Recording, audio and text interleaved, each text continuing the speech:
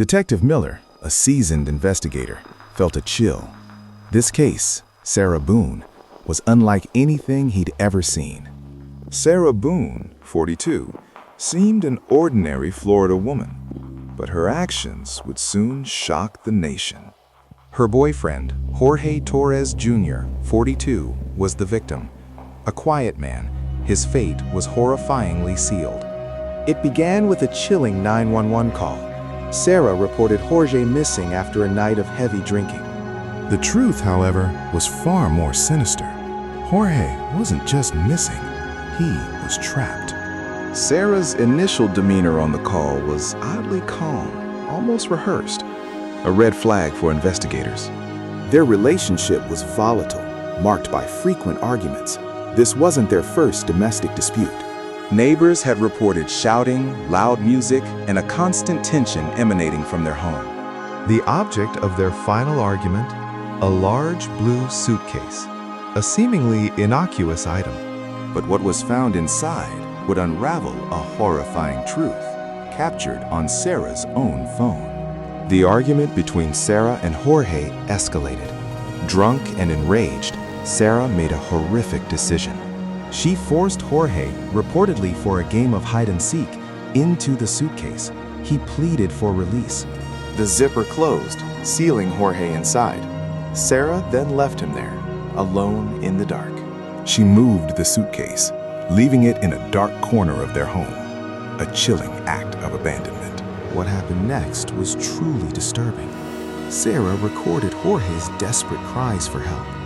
Jorge begged to be let out, gasping for air. Sarah's voice, cold and mocking, responded to his agony. "That's what you get when you cheat," she taunted. Her cruelty was undeniable. For hours, Jorge remained trapped.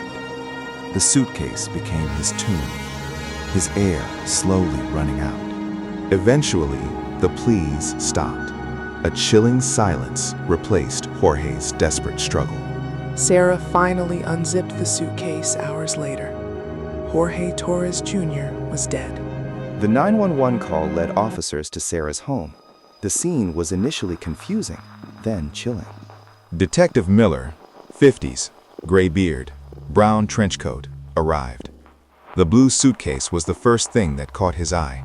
Sarah's initial interview was erratic. She claimed Jorge voluntarily entered the suitcase for fun. Then, a crucial piece of evidence emerged: Sarah's phone, containing a disturbing video. Forensic experts worked to enhance the degraded footage. Every frame was a horrifying revelation. Detective Miller watched, aghast. Jorge's muffled pleas, Sarah's cold taunts, it was all there. The autopsy confirmed what the video suggested. Jorge died of asphyxiation. He suffocated inside. Crime scene technicians meticulously documented the house. The suitcase became the focal point. Faced with the video, Sarah's story crumbled. She claimed self-defense, a desperate attempt to shift blame. Detective Miller knew this wasn't an accident. This was a calculated, cruel act. Sarah's story kept shifting. First, Jorge was playing a game. Then she claimed self-defense. Her narrative was unraveling. Her defense team attempted to paint Jorge as the aggressor, a man prone to violence. But past police reports showed Sarah had a history of domestic disturbances, often as the instigator. Investigators delved into Sarah's financial records, searching for any hidden motives. A crucial twist: a friend of Sarah's came forward, revealing she had bragged about putting Jorge in the suitcase before. This wasn't a game gone wrong. This was a repeated, terrifying act.